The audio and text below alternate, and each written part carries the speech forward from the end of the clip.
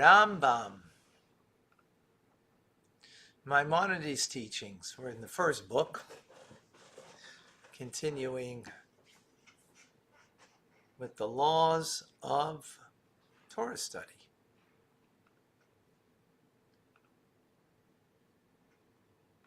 Okay.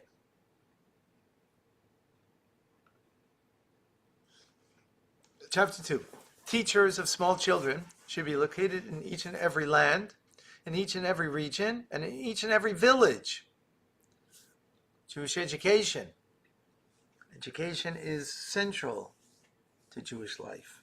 Of course, we're talking about Torah education. We're not talking about learning geography and mathematics and the like, right? Although you'll get some of that in Torah studies. If a village does not have children who study Torah, the city's populace is placed under a ban of ostracism until they employ teachers for the children. Wow. You know how progressive this is, right? We're talking about this written 900 years ago. No such thing as education back then. Everybody is homeschooled. And this is based on the Talmud, and the Talmud is based on the Torah itself.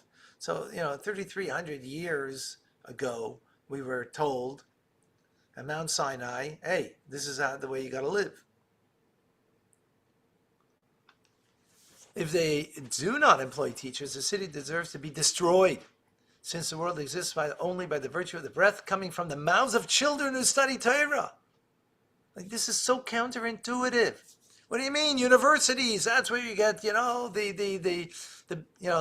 educated people, the people who've got with ideas for the next generation. We don't need that. We need that the Torah should continue from generation to generation. How are you going to know that Torah is going to continue from generation to generation?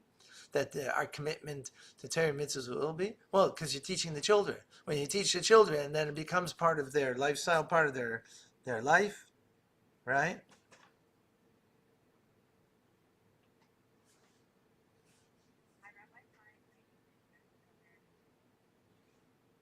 Okay. Fascinating. Children should be brought to study under a teacher's instruction at the age of 6 or 7. According to the child's health and build. Below the age of 6, he should not be brought to a teacher. We do that today, but right, in other words, learn at home, be at home.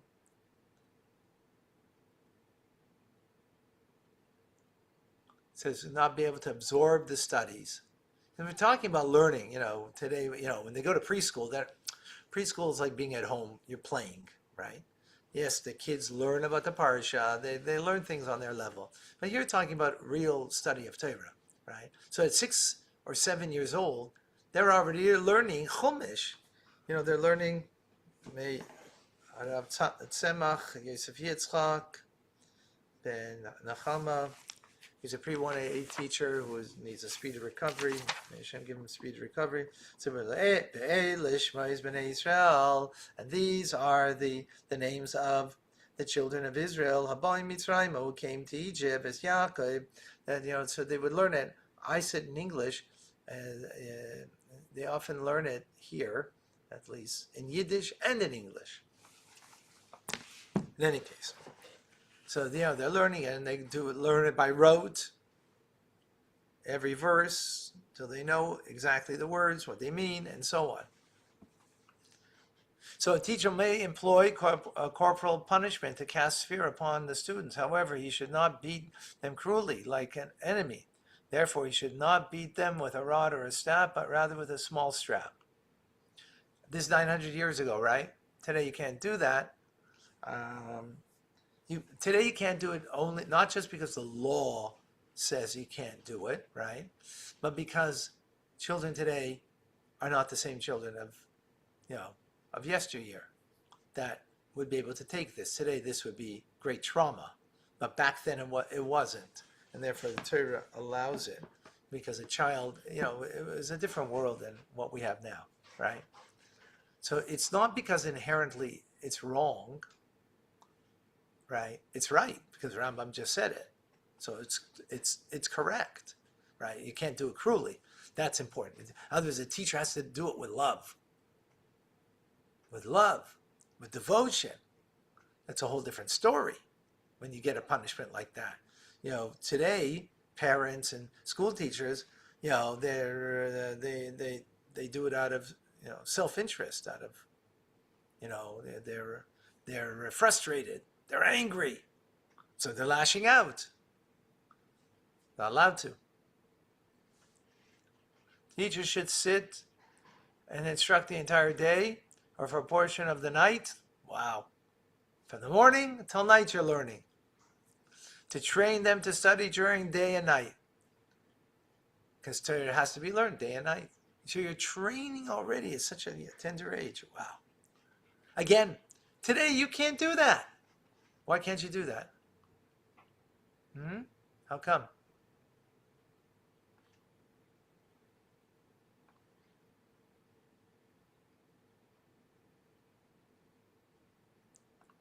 Busy surviving. What? Busy surviving. Trying to make a living. No, it's because today kids are tender. Kids are tender. The kids are not the same they used to be. Because they were surviving back then, they knew how to survive. They were strong. So they could learn a whole day. Today, I make a joke, all right? And it's not really a joke. It used to be commercials were for a minute. Today, there's commercials for 15 seconds or less. Why? Okay, one thing it's got to do with money, but it also has to do with attention span. People have attention span 15 seconds. They used to have a whole minute, right? Alter Rebbe's Chassidim could concentrate on teachings for 2-3 hours. We couldn't do 2-3 minutes. Why? Because we're weak of mind, we're weak of heart, we're weak of body. So therefore, you can have kids learn today from 7 in the morning till 6 at night. Right? If it was at nighttime, they learn till night. So they're going to learn till 6. Now, obviously, at breaks, they had to eat and so on, right? But such a long day, it's impossible today. We're talking about 6-7-year-old.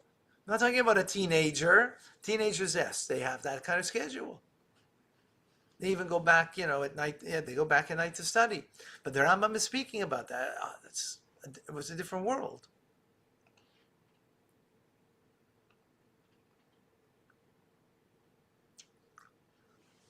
But if the child has curiosity and he loves if the child he loves Hashem and he has curiosity. Has what? Curious? Yeah, about this. So. About what? About all the teaching. So they're going to learn. They're going to learn more. Yeah. Yeah, exactly. Yep. Children should not neglect their studies at all, except at the end of the day, on the eve of Shabbos, like today in festivals, right? On festivals themselves. In other words, before Shabbos, you're going to stop learning in order to prepare for Shabbos and for holidays. On Shabbos, they should begin new material. However, they should review what they studied previously. Unbelievable. Now, by the way, just to let you know, some kids, they did that, only for a few years. Because either, I mean, Rambam's going to speak, I don't know if we're going to get there. But, if they're not, after years, they're not successful in their learning, so then they're not going to go that path, and they're going to find a trade, right, to learn a trade, right, and so on. The children should never be interrupted from their studies, even the building of the temple. Imagine, building God's holy temple. They should not be involved in that. Their study is more important. Why? Because we said, the whole world stands on their study. The whole world exists. And that's why if there's a community that doesn't have a school for the kids, ostracize. Or even more, right? That's like a very powerful statement. A teacher of children who leaves the children and goes out or remains with them but performs other work or is lazy and their instruction is included in the admonition, cursed be he who performs God's work deceitfully. Therefore, it is only proper to select a teacher who is God-fearing, teaches the children at a proficiently, and instructs them diligently. A man who is unmarried should not teach children because of the mothers who visit the children. No woman should teach children. Children here means boys, by the way. Okay? Because we learned that earlier in yesterday's class, right? That they have the obligation. Whole teachings from the Rebbe on this, not for now, of action. Fascinating. Wow.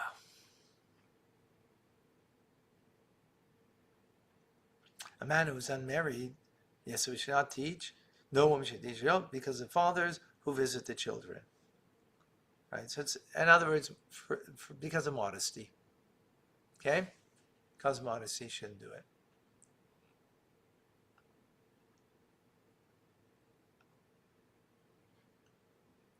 A maximum of 25 students should study under one teacher. If there's more than 25 but fewer than 40, an assistant is appointed to help him in their instruction. If there's more than 40 students, 2 teachers are appointed. Imagine, these are laws. This is based on the Talmud.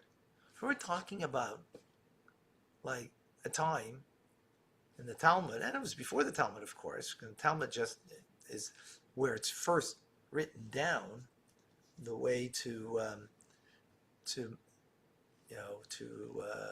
fulfill the mitzvah of the study of Torah. But it's been like this for a few thousand years. Fascinating when you consider these details and how to create a proper classroom.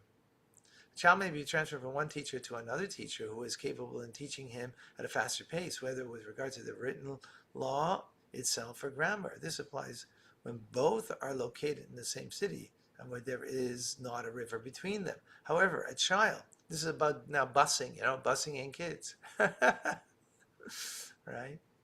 A child should not be forced to travel from one city to another, from city to city, or even from one side of the river to the other in the same city, unless there is a strong bridge which is not likely to fall readily over the river. Wow. Okay, I gotta stop here. Fascinating, fascinating. All right, thank you, folks. God bless.